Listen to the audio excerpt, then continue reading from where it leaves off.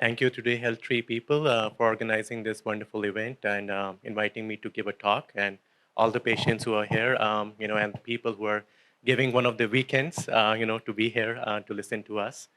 So I'm one of the new faculty in Mayo Clinic Phoenix. Just started in October. Kind of moved in the middle of the heat wave in Arizona, so that was kind of an interesting experience. Um, so I don't have any conflict of interest, no disclosures. So as I begin the talk, what I'm going to focus on are what are monoclonal antibodies, how do they improve care, triplet combination versus quads, what's the best answer for our patients, and then what are the options at first relapse. So the first topic I'll talk about is what are monoclonal antibodies and how do they improve care. Just to give you a little bit of a background, the first patient that we know in medical literature was described as having multiple myeloma was this 39-year-old lady who presented with multiple spontaneous fractures. And this was way back in 1844. That was described by a physician named Solly. And unfortunately, as you can imagine, the treatment options were not that great at that time. What she was advised was to try some rhubarb and orange peel. And as was the case for most, diseases back then, the treatment was that you go to the beach and have a change of air. So fortunately, we've made a lot more progress now. We don't have to give rhubarb and orange peel to our patients. We have multiple new therapies which have been approved in a span of the last 15 years, especially. And then focusing upon the monoclonal antibodies, we've had a slew of new approvals in the last couple of years. So what we have now is, as we see over here, is a myeloma cell. And we have all these weapons now at our disposal that we can use to try to eradicate as much as possible, and as well as put patients into as deeper a response as possible. And so these are the different monoclonal antibodies. Some of them, I'm sure many of you are already familiar with, have already been approved. Some of them are under clinical trials. And so we have, our CD38 antibodies, daratumumab and isatuximab. And the way these antibodies are essentially acting upon the myeloma cells is we have these molecules on the surface of the myeloma cells, which are what we call as receptors. And these antibodies are designed that they will go and kind of attach themselves to these receptors. And so depending upon which receptor they're attaching or which molecule they're attaching on the surface of the myeloma cell, you have that as the particular antibody. So if you have an antibody which is attaching itself to the CD38 receptor or molecule on the myeloma cell, it becomes an anti-CD38 antibody, which we have the daratumumab and isatuximab. And then, we have the SLAMFS, which is elotuzumab. And then more recently, I think many of you would be familiar with teclistamab and talquetamab and elranatamab, which have been approved recently, and some of the other different targets which are undergoing active investigations and are being studied in clinical trials. And so I'm going to talk about some of the monoclonal antibodies highlighted. I think the other speakers are going to talk about the bispecifics. So just to give you kind of a very brief idea about what these monoclonal antibodies are, so you have the three which are approved, daratumumab, isatuximab, and elotuzumab. And when we use the term mAb, it means basically the short form for monoclonal antibody. And the term which is in front of it kind of denotes where your antibody has been manufactured from. So these antibodies are kind of designed to mimic human antibodies as much as possible. So that's why when we use the term MUMAB, we are calling it as a human IgG kappa. When we use the term ZIMAB, it's chimeric, meaning some part of it is designed like a human, some part of it is not human. And then you have the humanized, which is human-like, elotuzumab. And this is the mechanism of action for these medications. And then you have the different ways by which you can administer these medications. We know the daratumumab can be given subcutaneously or IV. The other two are available as IV formulations. So the mechanism of action is a little bit more complicated than simply saying that they go and attack the myeloma cells and they attach to the surface of the myeloma cells. So there are three different broad ways by which these antibodies work. The first is, if you see, it attaches onto the surface of the myeloma cell, and it also attaches to a cell on the immune system. And so it kind of tries to bring this immune cell closer to the myeloma cell and telling them that, giving them a signal that, hey, you need to go and kill these myeloma cells. These are the bad cells. So you have something which is, we call as ADCC, which is when the immune cell is secreting certain chemicals or enzymes, which kind of punches hole in the myeloma cell and makes them, kind of leak out their contents and die. And then there's a term that we use at ADCP, which is one of the immune cells goes ahead and kind of eats up the myeloma cell. So that's what these monoclonal antibodies are doing. They're bringing the myeloma cell and our immune cells kind of closer to each other so that they can recognize that these are not good cells and they can go and attack them. The other mechanism which happens is myeloma often kind of has an effect on your immune microenvironment in the sense that some of the cells which are supposed to downregulate the immune system get active, and they kind of interfere with the function of your normal immune cells to go and attack the myeloma cells. So one of the functions of these monoclonal antibodies is that it kind of shifts a balance towards sort of waking up your immune system so that they can go and try to kill off the myeloma cells. And lastly is the direct effect, where they kind of go directly on the surface of the myeloma cell, and that sets into motion a series of events within the cell, which ultimately causes cell death. And somewhat similar is the mechanism of elotuzumab, except it's a different target than the CD38 target for dara and isatuximab. So, as Dr. Fonseca had mentioned, if you look at the progress overall that has been made for our patients with myeloma, if you look back 20, 25 years ago, the 5-year relative survival for our patients was about 1/3 patients were living at the 5-year mark. What has happened is with the introduction of these monoclonal antibodies, now we are seeing almost 60% of our patients still alive at the 5-year mark. And of course, if you look at the breakdown of the contribution of different therapies, now RVD and these triplets used to be the standard of care for a while for frontline therapy, and their incorporation has added almost 1.5 years of benefit to survival for our patients. And some of these new novel therapies like daratumumab, carfilzomib has added almost 2.5 years. So the outcomes for our patients have improved significantly now that more and more of these therapies are available for our patients. So then jumping on to the next question is triplet versus quads, what's the best answer for the patient? So this is not an easy decision to make. It's not like this is the best treatment and this is what you should be on. There are a number of different factors that you have to consider, when you're trying to treat the patient, because every patient is different. Every patient is their own book, in a way, of the disease. So you have to individualize the treatment, and you have to take into account patients' own wishes as well.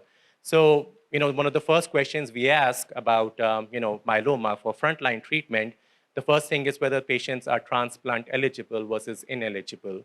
And that is kind of the main decision point for many of us. And I'll touch upon this a little bit later. And then, of course, you have to look at the patient. You can have the best treatments, you can have the best drugs, but if the drugs is a potential to cause bad toxicities to the patient, then it's not safe to be on those treatments. So you have to look at the comorbidities and how fit the patient is. And some of the factors are also about what kind of disease you have. If you have the high risk versus what we call as a standard risk disease. And then the psychosocial factors, many patients don't have resources, many patients have transportation issues, many patients don't have access to good clinical trials, and they don't have good social support. So all of those are important factors which go into play when we're deciding what would be the best treatment in a particular situation. All right, so when I talk about high-risk features, and some of these terms are probably familiar when you guys must have had discussions with your hematologists, is, when we look at the DNA of the plasma cells, we are seeing certain changes, certain mutations, which we would call as a high risk versus what we would call as a standard risk. And so some of these mutations are highlighted over here. And someone presenting with circulating plasma cells, it certainly is a bad risk factor as well. So, like I said, for a newly diagnosed myeloma, the first question which comes to our mind when we're deciding upon treatment is whether the patient is transplant eligible versus ineligible, and that kind of gives you an idea about how intense induction therapies we can use in these kind of situations, and ultimately, will the patient go for a transplant? And the transplant eligibility is not like there's a criteria that different institutions use, but it's not like a cookie cutter kind of approach that if you have to meet all these criteria to kind of label someone as transplant eligible. There are patients who we call transplant eligible, but they may choose at some point that they don't want to go for a transplant. So it more gives you an idea as to who would be a good candidate for intense induction, more intense induction therapies. And so age is, like I say, it's not an absolute number. It's more the physiologic age of the patient. So patients have had transplant when they were 75 years old. Patients have had, maybe younger patients were not fit enough to go through a transplant. And there's something what we call as a performance status, which is a very easy tool for us to kind of assess pretty quickly as to how fit someone is. And so we have a scale from 0 to 5. And, and if a patient is decently functionally active, decent performance status, we would say, okay, this patient could be a candidate for transplant. Organ function is important. You need to have healthy liver, kidneys, and lungs to go through the transplant. The only exception is obviously kidney function. We transplant patients with myeloma who are even on dialysis or who kidneys have been affected by myeloma. And then psychosocial support.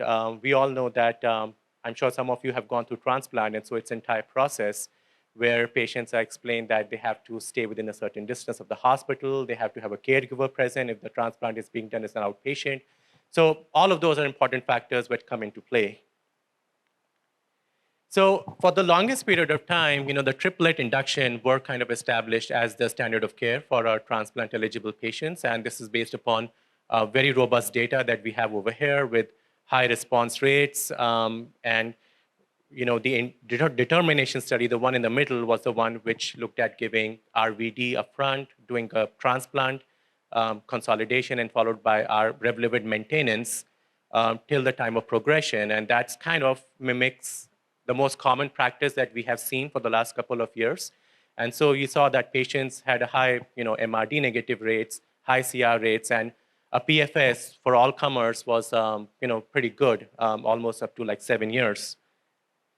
So the question was that, is 4 drugs better than 3 drugs? Can we improve responses in patients if we use 4 instead of 3 medications? And one of the first trials to kind of attempt to answer that question was the Cassiopeia study. And this used a regimen, for people who may not be aware, D stands for DARA, V is Velcade or bortezomib. T is thalidomide, which is used in Europe. We don't use it over here anymore. And D is dexamethasone. So it compared adding daratumumab, which is one of the monoclonal antibodies, to the kind of RVD of Europe, which is VTD. And as you can see, patients in general had a higher, deeper response rates. And as Dr. Fonseca mentioned about the curve, the top part of the curve, the blue curve, is the DARA VTD, the quadruplet, which showed a better response compared to patients who were on the 3-drug regimen. And the responses improved over time. There was improvement in what we call as progression-free survival, which is when your disease progresses and you have to change treatments. But the overall survival was not different for the patients. And the problem is that if you add more things to the stew, you are more likely to cause a bad reaction. And so if you look at the toxicities, more blood-related toxicities, greater, patients had more lowering of their white count, their platelets, their hemoglobin. Obviously, there are infusion-related reactions, which will happen with daratumumab. And what was seen is that maybe there was it was a little bit tricky taking these patients up for transplant because more patients needed additional treatment to help mobilize their stem cells or to collect their stem cells at the time of transplant when they're taking when they're taking DARA in combination with the IMiD, which was thalidomide. So the trial, which kind of changed the practice patterns a lot here in the US, was the Griffin study, which looked at giving daratumumab in combination with RVD versus giving RVD alone. And this compared the two treatments for the patients. And so the treatment was that the patients either got RVD or dara-RVD, followed by a transplant. Then they got some more chemotherapy, the same chemo for consolidation, and then maintenance. The difference was the maintenance used in Griffin was daratumumab and Revlimid together, which is usually not the common practice, in the outside of a clinical trial setting. And then what they were looking at is what was the response rates of patients post the transplant and the consolidation. And so if you look at the response rates, the stringent CR is when there's no evidence of the protein in your blood, your bone marrow is completely clear of the plasma cells. So you had a higher stringent response rate with DARA RVD compared to RVD. So basically patients had deeper responses when we used a quadruplet instead of the triplet. And if you look at the responses, if you focus upon the blue part of these bars, that is the responses, the CR rates. And as you can see, as the red part increases over a period of time, that means more and more patients, as they were on maintenance, as after consolidation, more and more patients gradually had deeper responses over a period of time. And this was the MRD negativity rate. So as you can see, as more time passes, the bars increase in size, meaning more and more patients went into deeper MRD negativity as the longer they were on therapy. And so, again, the same side effects profile was noticed that, okay, you had better responses using quadruplet therapy, but at the cost of more toxicities, more anemia, meaning your hemoglobin went down, more lowering of your white cell count, more lowering of your platelets. And in general, this might have been the experience of some of the patients here that it causes such a suppression, the daratumumab in combination with these drugs, of your immune system that you get more prone to upper respiratory tract infections, diarrhea. Some of the patients, even end up on IVIG to support them when they're on these kind of treatments. And again, similar experience was seen with stem cell mobilization. There was more difficulty in patients who had daratumumab as induction therapy. A lower amount of stem cells were collected compared to patients who were on RVD. And so this was the update of the study. This was a more longer-term follow-up. And as you can see, the 4-year progression-free survival for patients who were on the quadruplet was better compared to the patients who were on the triplet. However, the overall survival still remains the same for the patient. It has not been reached for either group, suggesting that both triplets and quadruplets are pretty good, actually, treatments. And so there's another study being done in Europe, which is comparing the same treatments, DRVD versus RVD. And that study, the results are awaited and actually probably will be available pretty soon. And so, RVD happens to be the most common induction therapy that is used for our patients. And these studies looked at adding DARA to the RVD arm. Some of the patients sometimes are put on KRD, which is K stands for carfilzomib, which is a type of proteasome inhibitor related to Velcade, but it's given IV instead of Velcade, which is given subcutaneously. And this was a trial. It wasn't a randomized trial. This was basically just giving this quadruplet to patients and looking at the responses. And this was a study more to see that if you could use MRD as a marker to decide when you can stop therapy in the patients. And if you look at the table, the HRCA means, if you remember the risk stratification of the patients, what kind of DNA changes or mutations are considered to be high risk. And so they looked at 3 different populations of patients. The 0 one are the ones which did not have any high risk mutations. 1 is when they had 1 high risk mutations, and 2 is when they had 2 or more high risk mutations.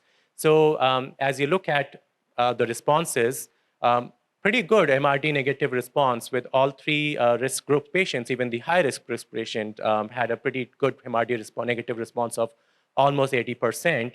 However, as you can look at the 36-month PFS, and there was an update that was recently published in last month, you look at the PFS of these patients for the really high risk group patients where they have more than 2 high-risk mutations, their PFS was only 50%. So very high initial responses, transplant, but they kind of lost the response after a period of time. And so this is what the study summarized. And then I just wanted to put this in. Many patients may have had experience with IV daratumumab, but nowadays we're using sub-Q daratumumab. So the efficacy is the same. This was looked at a clinical study. As you can see, the two curves are kind of superimposed on top of each other, so not a big difference. And so for our practice and for most practices, most patients have switched over to sub-Q form of daratumumab, obviously because it saves infusion time. And this graph in the bottom shows you the patient preference and the patient satisfaction of therapy. And the blue line represents the sub-Q data, and the red line represents the red data, the IV data. As you can see, many more patients, understandably, were satisfied with sub-Q rather than IV data. And the other anti-CD38 antibody which is available is izatuximab. It is an IV anti-CD38 antibody, and this was another study to kind of highlight the point that when you use 4 drugs, you get a higher response rates. And if you look at the table, the MRD negativity rates were higher when we use izatuximab, which is kind of a similar or in the same class of drugs as daratumumab, compared to the control, which was RVD. So the take-home point through all of these trials and presentations has been that you get deeper responses for patients, more MRD negativity, more complete responses if you use a quadruplet versus a triplet. So for transplant-eligible patients, quadruplet induction utilizing some form of an anti-CD38 antibody, a proteasome inhibitor, and IMiD, along with dexamethasone, probably is the best option for most patients based upon the higher, the more deeper complete response and MRD negativity rates. And however, there's a little bit of a caveat that this has been a challenge with most myeloma studies because there still hasn't been seen an overall survival benefit with using quadruplet versus triplets. And that could be many of these patients, when they're relapsing, they're getting good second and third line drugs. So we haven't seen that survival benefit, but certainly there has been very robust data on progression-free survival benefit.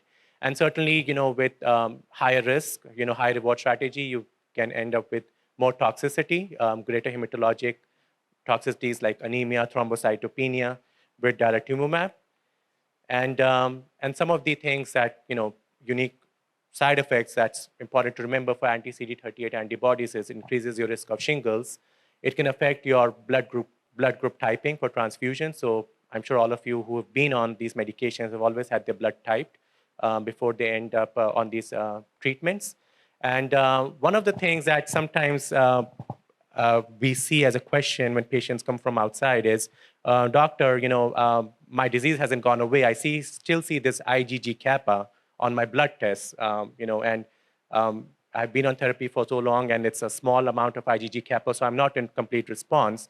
So what is important to remember is that if you remember the structure of the daratumumab and izatuximab, it's an antibody, it's an IgG kappa.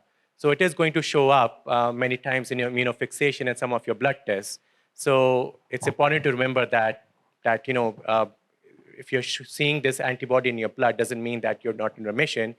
We use mass spectrometry in our lab at Mayo, so that can tell us whether the protein that we are seeing, the IgG kappa, is daratumumab or is that the patient's original protein. And so jumping quickly for transplant-ineligible patient, again, the same factors are come into play. You have to look at someone's comorbidities, how frail these patients are. We're talking about a much older patient population. So all of those are important considerations when we decide upon what treatment would be best in their situation. And the goal is to kind of achieve a functional cure, in my opinion, that, if you look at the average life expectancy of these patients with their comorbidities and with the other health challenges and frailty, you kind of want to have the disease under good control. Maybe, very aggressive disease control is not the key over here. You just want to keep the disease under control and achieve what we call as a functional cure, where patients may pass away from something else rather than the myeloma itself. So, for a long period of time, RVD triplet or RD for some of the more frailer patients was the most commonly used regimen. But the one that we are now, most centers have adapted to is the DRD regimen, which is using daratumumab, the anti-CD38 antibody, in combination with the Revlimid and dexamethasone. And this was studied in a big clinical trial known as the Maya study, which looked at giving the triplet versus the doublet for our transplant ineligible patients. And as you can see, the data which has been reported out, the PFS, the progression-free survival, is more than 5 years, for our patients who are on DRD compared to patients who are on RD. And the overall survival has not been reached. So patients are still living quite longer.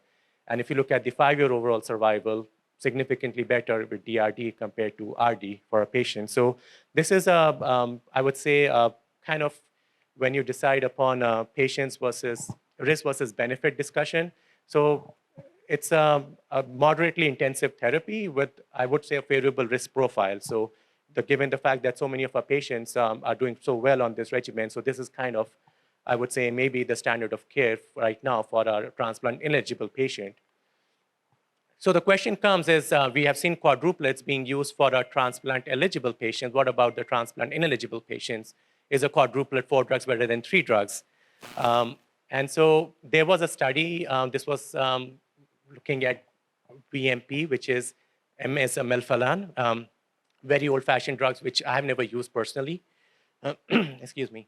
And so they found, pretty much the same experience with quadruplet, that there were higher CR rates and higher MRD negative rates.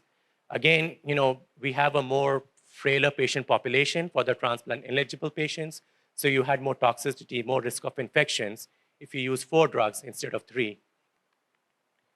And so we have ongoing studies to kind of help answer the question whether 4 drugs is better than 3 drugs for our transplant ineligible patients. And they're comparing different triplets with quadruplets. And those will hopefully give us the answer whether DRD is good enough or using a quadruplet would be better in this population. So, okay.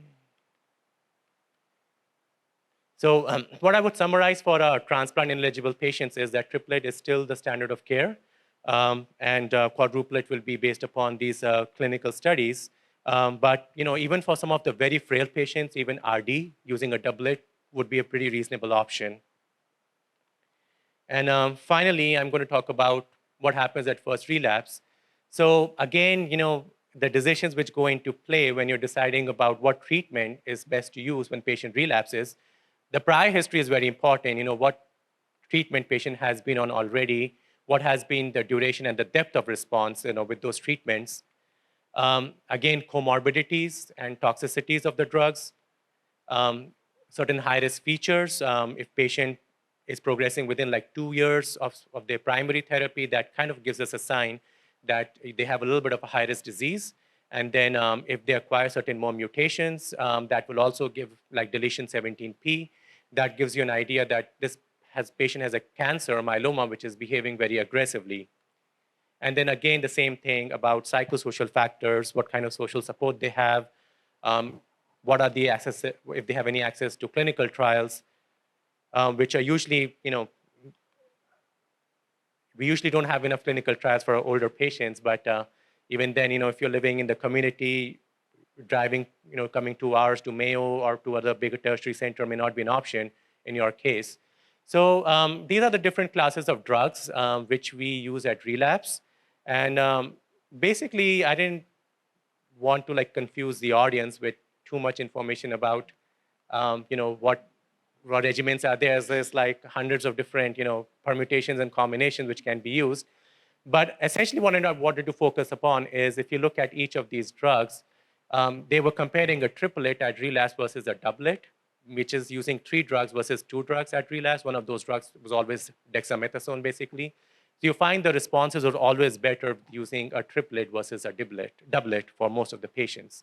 And so this was daratumumab and all the list of studies where they have combined with different other agents. And this was Kyprolis or carfilzomib. And this is isatuximab, which was combining with pomalidomide, which is a drug related to Revlimid, and then isatuximab combining with carfilzomib, which is related to Velcade. But broadly, the principles of therapy that you need to keep in mind is that triplet therapy has better outcomes compared with doublet at the time of relapse. And when you're changing treatments, at least one of the drugs should be one that you haven't been exposed to before. It is a new class of drugs which works in a different mechanism by the one that you have been on. And there's a term that we use called as lenalidomide refractoriness, and there's not a clear definition, but we typically say that if someone has progressed on full dose of Revlimid or on the maximum tolerated dose of Revlimid, then we would call it Revlimid refractory. And so if you're on maintenance after transplant, for instance, maybe you're on a lower dose at 10 milligrams, so you technically may not be called as Revlimid refractory in that situation. So if you are Revlimid sensitive, then the option is that if you've been on a CD38 antibody, then you combine it with a PI, and you combine it with Revlimid. And the second generation PI that can be used is carfilzomib, which is an IV infusion. There's another medication called Exasumab, which is an oral, but personally, I don't think the responses are that great with that particular medication. So if you're going to combine an PI with Revlimid, I think probably carfilzomib would be the better option. And then if you haven't been on a CD38 antibody, then daratumumab in combination with Revlimid and Dex works really well in this situation. We have data from the Pollack study, which showed really good outcomes for these patients. But I think more and more patients are going to be refractory to Revlimid. And so if you have been exposed to a CD38 antibody, you've been on continuous maintenance with CD38 antibody on a clinical trial, then you have to use a second generation IMiD like pomalidomide, and you can combine with a second generation proteasome inhibitor like Kyprolis and use a combination. Or you can even use an alkylator agent like cyclophosphamide in that situation. However, if you haven't been exposed to a CD38 antibody, then usually using that in combination with another agent is the way to go. So this will be the last slide. So if you look at the overall trajectory for our patients, the journey, when they have multiple myeloma, so you have the transplant eligible, transplant ineligible patient. They get the first initial induction therapy. They have a median PFS of 3 to 5 years. But as we go down through the lines of therapy, the median PFS, the response rate starts going down for our patients. And what is also important to note is if you look at how many patients get to second or third line therapy, so you have about 80% of the transplant eligible patients, they get to second line therapy, but only 50% of our transplant ineligible patients get to second line therapy. And the attrition and the rate goes down as with further lines of therapy. So that kind of gives us a signal that we need to move more effective therapies further and further into the front line for the treatment for the patients. So to summarize, despite improvements in frontline treatment options for our patients, most will eventually relapse. The next challenge, in my opinion, are the triple refractory patients who've been exposed to PIs, IMiDs, and CD38 antibodies, and penta-refractory patients. And what has happened is now that more and more patients are getting CD38 antibodies in the frontline setting, there are more and more clinical trials going on looking at giving some of the other novel therapies like CAR-T and bispecific antibodies as well in the earlier lines of therapy for our patients. So thank you all for listening patiently.